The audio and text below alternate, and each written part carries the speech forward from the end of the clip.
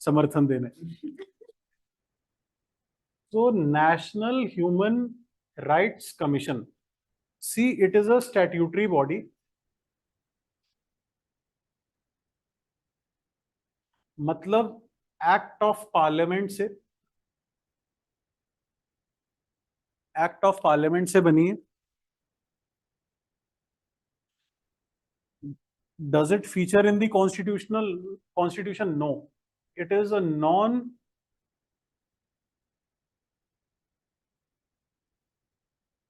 or extra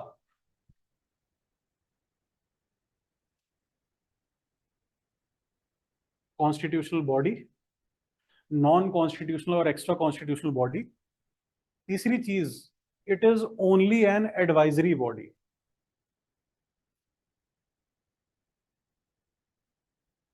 advisory body है। Advisory body मतलब ये सरकार को, गवर्नमेंट को सिर्फ एडवाइज करती है, and it's advice is non binding. Binding नहीं होती, मतलब जो इसने कहा वो जरूरी नहीं है कि सरकार को मानना पड़ेगा।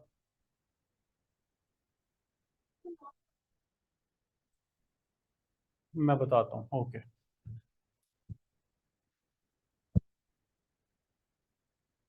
कॉन्स्टिट्यूशन होता है एक इंडिया का,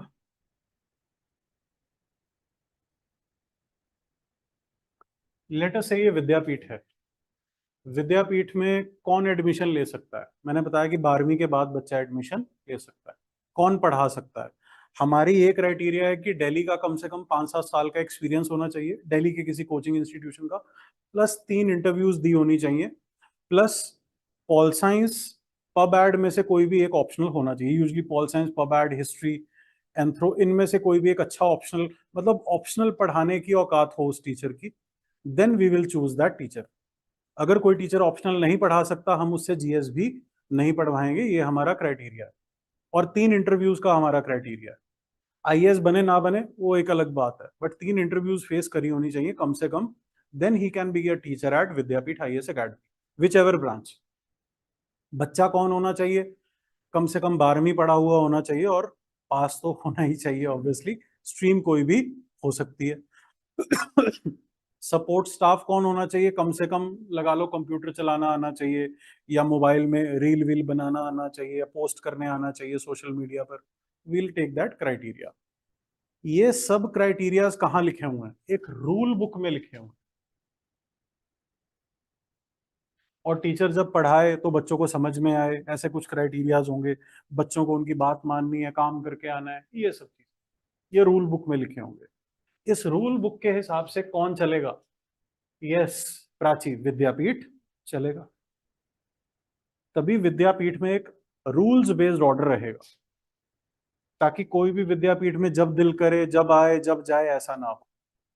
ताकि तुमने एक अटेम्प्ट दिया यूपीएससी का, मैंने तुम्हें ही कह दिया आओ अगले दिन आकर पढ़ा दो, ऐसा भी होता है इंस्टीट्यूट्स में, हो रहा है, बट हमारे यहाँ ऐसा नहीं। We are following these rules written. ये रूल बुक को मैं क्या बोलूंगा? Constitution of Vidyapeeth. Similarly Vidyapeeth को छोड़ो, इंडिया पर आ जाओ। इंडिया में भी बहुत सारे स्टेक होल्डर्स हैं, सिटीजन्स हैं, गवर्नमेंट है, सुप्रीम कोर्ट है, हाई कोर्ट है, जज हैं, ये सब चीजें। क्या कोई भी बंदा सुप्रीम कोर्ट का जज बन सकता है? नहीं। क्या कोई भी बंदा प्राइम मिनिस्टर, प्रेसिडेंट बन सकता है? नहीं। पीएम कोई भी बन सकता है? नहीं। उन सबकी एलिजिबिलिटी, उनकी पावर्स, उनकी रिस्पॉन्सिबिलिटीज, उनकी राइट्स, उनकी ड्यूटीज, ये भी किसी रूल बुक में लिखी होंगी, किसी किताब में लिखी होंगी। उस किताब का नाम क्या है? Constitution of India. अब अगर कोई बॉडी, कॉन्स्टिट्यूशन कब बना था हमारा? 1949 में बना था। 1949 में बना था हमारा कॉन्स्टिट्यूशन। मतलब 70 साल से हम ये डॉक्यूमेंट के हिसाब से अपना देश चला रहे हैं। विद्यापीठ का कॉन्स्टिट्यूशन कब बना था? 5 साल पहले, कोविड में बना था। तब से विद्यापीठ उस प्रिंसिपल पर चल रहा है, उन रूल्स पर चल रहा है। अब विद्यापीठ के कॉन्स्टिट्यूशन में एक बंदे का नाम लिखा हुआ है, that he can be the teacher of Vidyapeeth. So teacher is a constitutional body, क्योंकि टीचर का आगमन कहां पर है? कॉन्स्टिट्यूशन से पैदा हुआ है टीचर।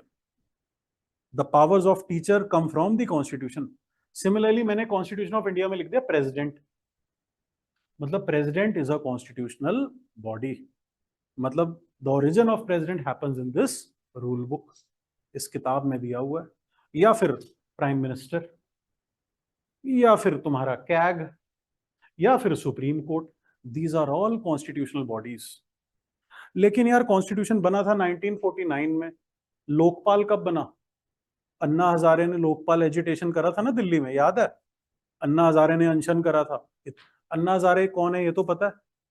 पता है अन्ना हजारे? अन्ना हजारे पता है तुम दोनों लड़कियों को? चलो तुम्हें बाद में बता दूंगा, दिखा दूंगा, अन्ना बैठा है वहां पर। तो हाँ सो अन्ना हजारे 2012-13 में अनशन करा था, किसके लिए? लोकपाल के लिए। 2013-14 में हमने लोकपाल बिल पास करा। तो क्या लोकपाल कॉन्स्टिट्यूशनल बॉडी हुआ? नहीं हुआ। क्यों? क्योंकि उसका आगमन कॉन्स्टिट्यूशन से नहीं हुआ।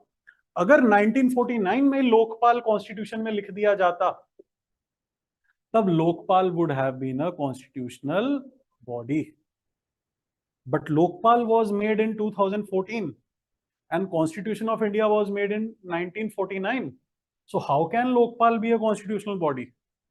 Lokpal cannot be a constitutional body because it was made in. That is why Lokpal is extra constitutional or non-constitutional. ये संविधान में नहीं लिखा हुआ। मान लो मुझे कोई कंप्यूटर ऑपरेटर की जरूरत पड़ जाए, डाटा ऑपरेटर की जरूरत, या कैमरा ठीक करने वाले की जरूरत पड़ जाए। क्या ये कैमरा ठीक करने वाला विद्यापीठ के ओरिजिनल कॉन्स्टिट्यूशन में है? नहीं है।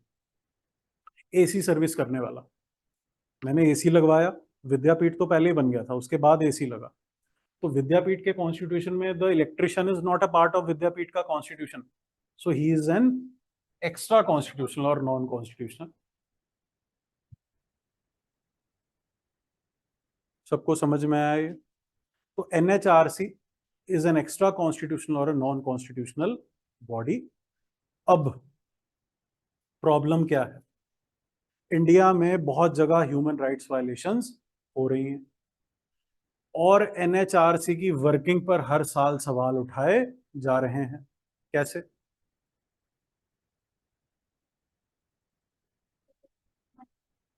मणिपुर में इतने दंगे हुए, वायलेंस हुई, किसी दलित को मार दिया, किसी लड़की का रेप कर दिया, गैंग रेप कर दिया, या राजस्थान में कोई दलित का दूल्हा घोड़ी चढ़ गया, उसको मार दिया, गोली भी मार देते हैं उसको, या फिर हिंदू मुसलमान राइट्स हो जाते हैं। गोधरा के राइट्स हुए थे, मुजफ्फरनगर के राइट्स हुए थे हमारे यहाँ, हल्द्वानी में अभी राइट्स हुए थे तुम्हारे यहाँ उत्तराखंड में।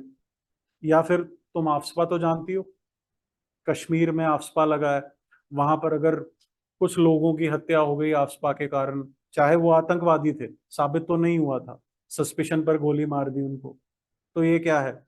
ह्यूमन राइट्स वाले रोना शुरू कर देंगे। तो ये जो ह्यूमन राइट्स वाले हैं, हर देश को मैंडेट होता है कि अपने देश में एक ह्यूमन राइट्स कमीशन बनाए। ह्यूमन राइट्स क्या होते हैं? मानव अधिकार, जो तुम्हें मिल रहे हैं क्योंकि तुम पैदा हुए इंसान।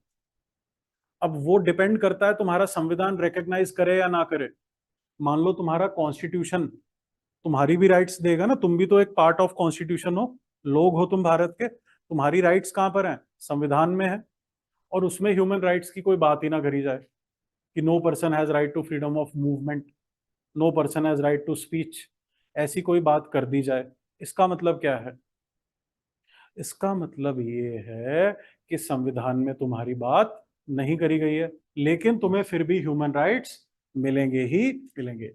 ह्यूमन राइट्स वो राइट्स हैं जो United nation human rights declaration ने क्या करे थे? रिकॉग्नाइज करे थे 1948। कौन सी तारीख थी? 10/12/48 को यूएन ने, संयुक्त राष्ट्र ने ह्यूमन राइट्स को तुम्हारे क्या करा था? डेट चेक कर लेना, मुझे याद नहीं है। तो ह्यूमन राइट्स को उन्होंने रिकॉग्नाइज करा था कि तुम सीरिया में पैदा हो, तुम पाकिस्तान में पैदा हो, तुम हिंदुस्तान में, युगांडा, रवांडा, जहां मर्जी तुम पैदा हो, अगर तुम इंसान पैदा हो गए तो तुम्हारी खुद की सरकार भी तुम्हारे कुछ ये मानव अधिकार नहीं छीन सकती। लेकिन हिंदुस्तान में क्या हो रहा है?